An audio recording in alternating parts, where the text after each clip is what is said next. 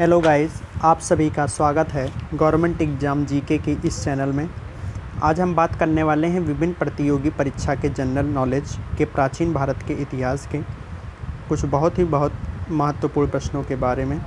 आप इस वीडियो को शुरू से लेकर अंत तक देखिएगा। कॉपी कलम लेकर बैठ जाइए और इसको नोट कर लीजिएगा, जिससे आपको आने वाले प्रतियोगी परीक्षा में निश्चित ही सफलता मिल सके। तो चलिए दोस्तों, वीडियो को स्टार्ट करते हैं। आप ध्यानपूर्वक इन प्रश्नों को समझिएगा। तो पहला प्रश्न है हमारे पास, अशोक किस राजवंश के राजा थे? आपके ऑप्शन है प्रघोत, दूसरा हर्यक, तीसरा मौर्य या चौथा नंद। तो इस प्रश्न का जो सही जवाब है वो है मौर्य। उसके बाद दूसरा प्रश्न है हमारे पास, धम्म की शिक्षा देने के लिए अशोक ने किन पदाधिकारियों की नियुक्ति की थी? आपके ऑप्शन है धम्म गुरु, दूसरा धम्म योगी, तीसरा धम्म आचार्य या चौथा धम्म महापात्र। तो इस प्रश्न का जो सही उत्तर है वो है धम्म महामात्र। उसके बाद अगला प्रश्न है हमारे पास, संगम युग का तोत्कालपियम डैश साहित्य का सबसे बड़ा कार्य है? तो आपका जो ऑप्शन है वो है तमिल, दूसरा तेलुगु, तीसरा संस्कृत या चौथा कन्नड़। तो इस प्रश्न का जो सही जवाब है वो है तमिल। उसके बाद आगे चलें हम, संगम युग का ये हो गया। इसके बाद भारत सरकार के प्रतीक में निम्नलिखित में से कौन मौर्य वंश ने नहीं अपनाया गया था? आपके ऑप्शन हैं सत्यमेव जयते, दूसरा सांड या तीसरा घोड़ा या चौथा चार शेर। तो आपका जो सही जवाब है वो है सत्यमेव जयते। सत्यमेव जयते जो है वो मंडोक से लिया गया है, मंडोकोपनिषद से लिया गया है। इसको आप ध्यान रखिएगा। उसके बाद अगले प्रश्न पे चलते हैं हम, नंद राजवंश का संस्थापक कौन था? आपके ऑप्शन हैं घनानंद, दूसरा महेंद्र, तीसरा महापदनंद या चौथा गजानंद। तो इस प्रश्न का जो सही जवाब है वो है महापदनंद। उसके बाद अगला प्रश्न है हमारे पास, यूनानी राजदूत मेगास्थनीज इनमें से किस शासक के दरबार में था? आपके ऑप्शन हैं पहला अशोक, दूसरा चंद्रगुप्त, तीसरा बिंदुसार या चौथा चाणक्य। तो इस प्रश्न का जो सही जवाब है वो है चंद्रगुप्त। उसके बाद अगला प्रश्न है हमारे पास, निम्नलिखित शासकों में से किसके लिए एका ब्राह्मण प्रयुक्त हुआ है? आपके ऑप्शन है पहला खारवेल, दूसरा सुशर्मन या तीसरा पुष्यमित्र संघ या चौथा गौतमी पुत्र सतकर्णी। तो इस प्रश्न का जो सही जवाब है वो है गौतमी पुत्र सतकर्णी।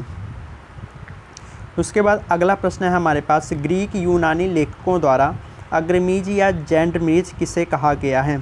आपके ऑप्शन है अजातशत्रु, दूसरा कालाशोक, तीसरा महापदनंद या चौथा घनानंद। तो इस प्रश्न का जो सही जवाब है वो है घनानंद। उसके बाद अगला प्रश्न है हमारे पास, सारनाथ स्तंभ का चक्र निम्न में से किसे इंगित करता है?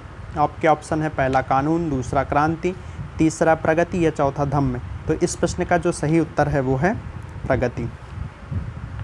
उसके बाद आगे चलें हम, निम्न में से कौन सा तत्व धम्म में वर्णित नहीं था? आपके ऑप्शन है माता पिता का आज्ञा का पालन करना, दूसरा दान पुण्य, तीसरा मातृभाषा या चौथा संघ के प्रति आस्था। तो इस प्रश्न का जो सही जवाब है वो है ऑप्शन 4, संघ के प्रति आस्था।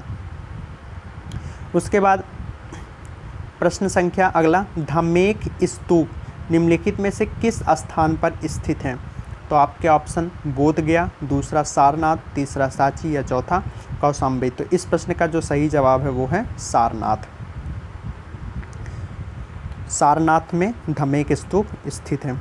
उसके बाद शक संवत की स्थापना की गई थी, किस सन में की गई थी? आपके ऑप्शन है ईसा पूर्व 57, दूसरा 78 ईस्वी, तीसरा 319 ईस्वी या चौथा 248 ईस्वी। तो इस प्रश्न का जो सही जवाब है वो है 78 ईस्वी।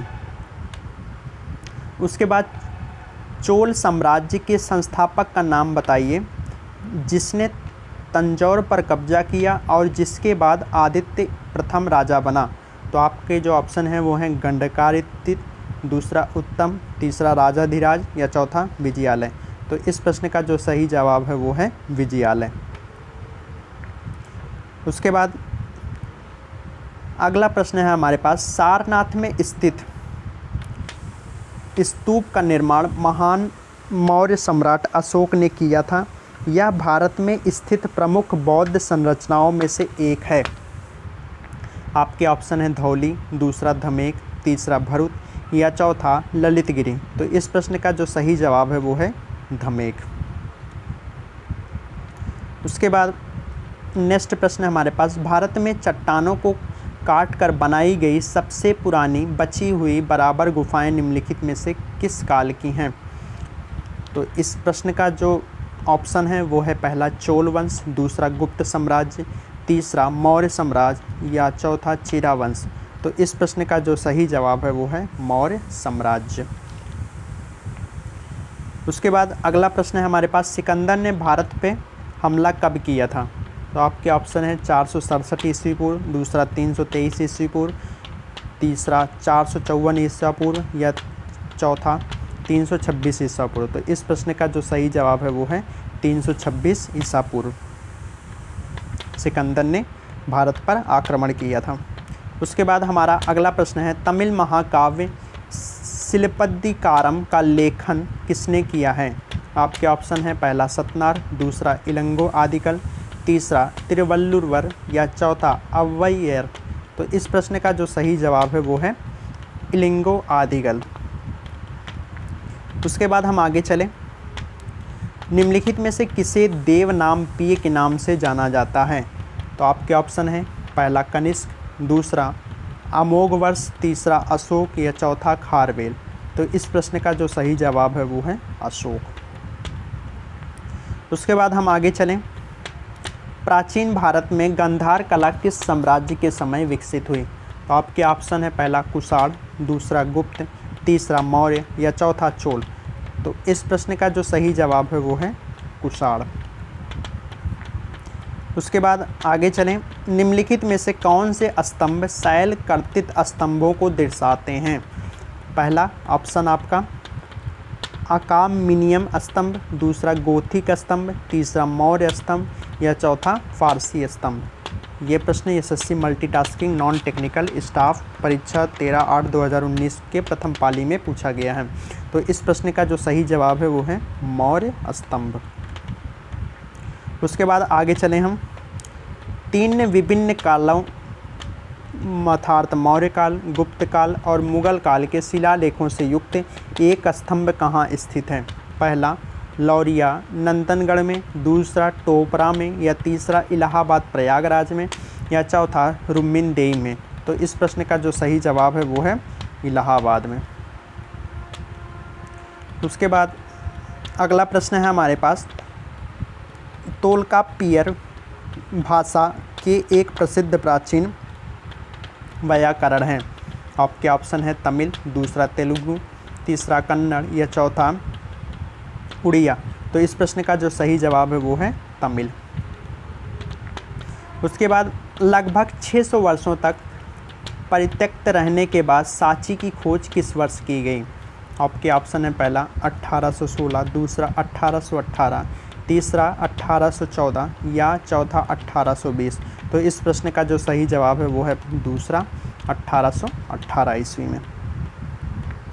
उसके बाद अगला प्रश्न है हमारे पास, गुजरात में झील वस्तुतः एक कृत्रिम जलाशय है जो मौर्यों के शासनकाल के दौरान बनाया गया था। कौन सी झील है ये आपको बताना है। पहला लोनार, दूसरा लोकटक, तीसरा सुदर्शन या चौथा पुष्कर।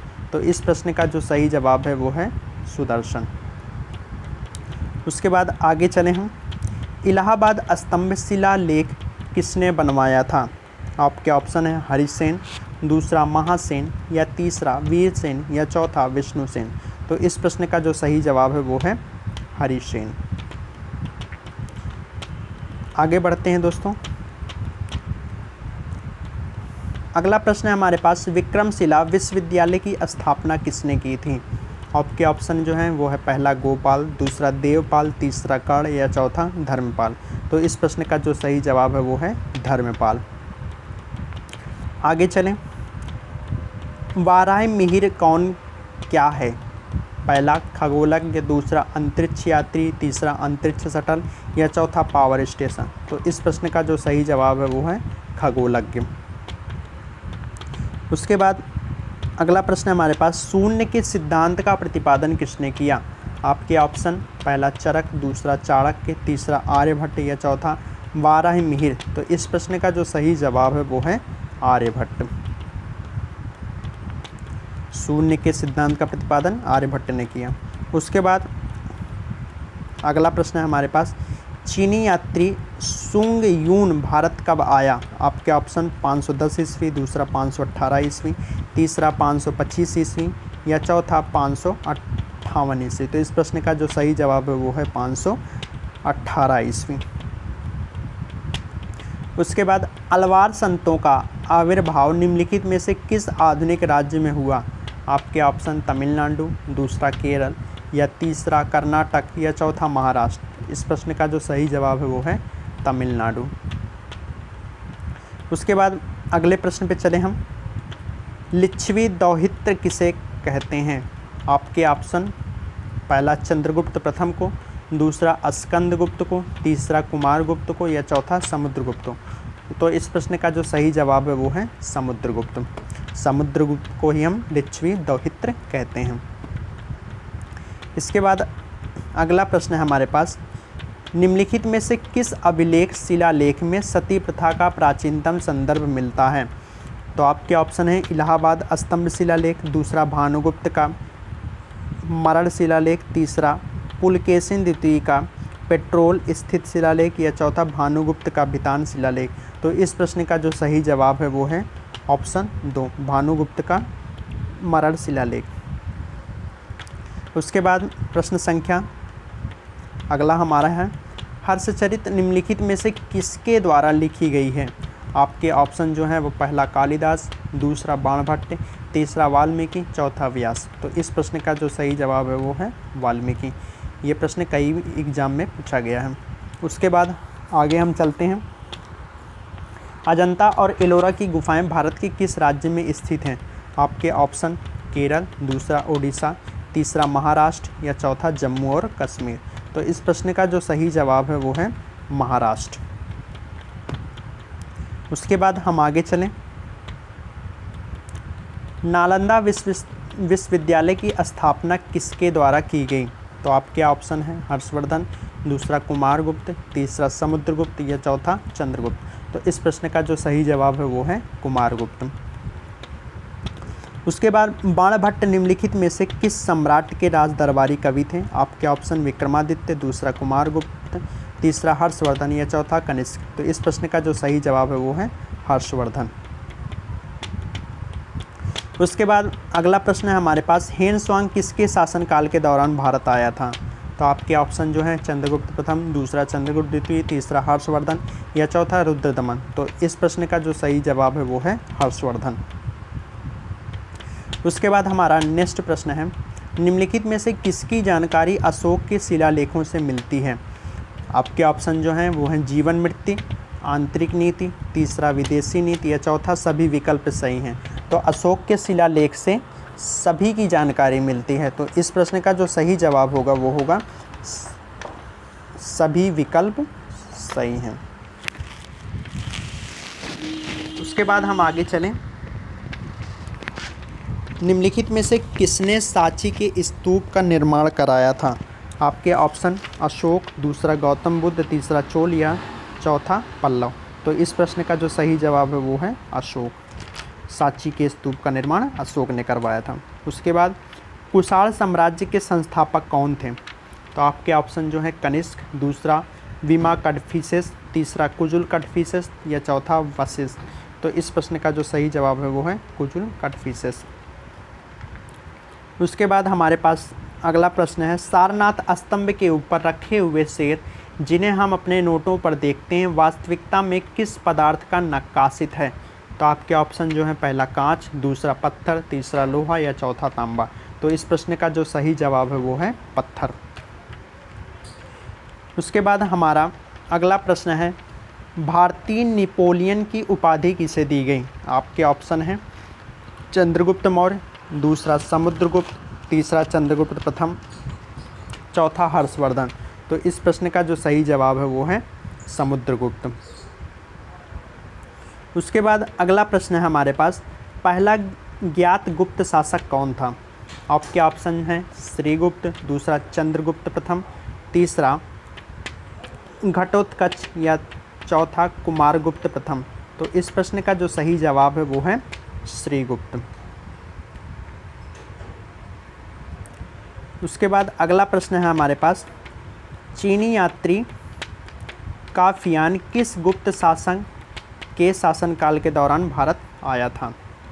तो आपके ऑप्शन जो हैं, पहला चंद्रगुप्त प्रथम, दूसरा समुद्रगुप्त, तीसरा चंद्रगुप्त द्वितीय या चौथा कुमारगुप्त। तो इस प्रश्न का जो सही जवाब है वो है चंद्रगुप्त द्वितीय।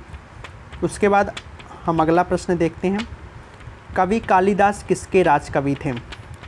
आपके ऑप्शन, पहला चंद्रगुप्त मौर्य, दूसरा समुद्रगुप्त, तीसरा चंद्रगुप्त विक्रमादित्य या चौथा हर्ष।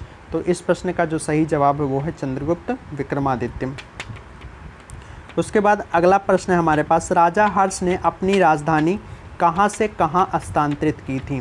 तो इस प्रश्न का जो सही जवाब है वो है थानसेर से कन्नौज। राजा हर्ष ने क्या किया था? थानसेर से अपनी राजधानी कन्नौज स्थानांतरित कर ली थी। उसके बाद अगला प्रश्न है हमारे पास, आर्यभट्ट और कालिदास किस गुप्त शासक के दरबार में थे? आपके ऑप्शन, कुमारगुप्त, दूसरा चंद्रगुप्त द्वितीय, तीसरा समुद्रगुप्त या चौथा स्कंदगुप्त। तो इस प्रश्न का जो सही जवाब है वो है चंद्रगुप्त द्वितीय। अगला और नेक्स्ट प्रश्न है हमारे पास, निम्नलिखित में से किनके सिक्के संगीत के प्रति उनका प्रेम दर्शाते हैं? आपके ऑप्शन है मौर्यों के, दूसरा नंदों के, तीसरा गुप्तों के या चौथा चोलों के। तो इस प्रश्न का जो सही जवाब है वो है गुप्तों के। तो उम्मीद करते हैं दोस्तों यह वीडियो आपको अच्छा लगा होगा। अगर आपको ऐसे ही और वीडियो चाहिए तो कृपया करके आप इस वीडियो को लाइक करके, इस चैनल पर नए हैं तो चैनल को सब्सक्राइब कर दें और अपने दोस्तों के साथ शेयर कर दें। तो चलिए दोस्तों, मुलाकात होगी आपसे तब एक नए वीडियो के साथ। तब तक के लिए धन्यवाद।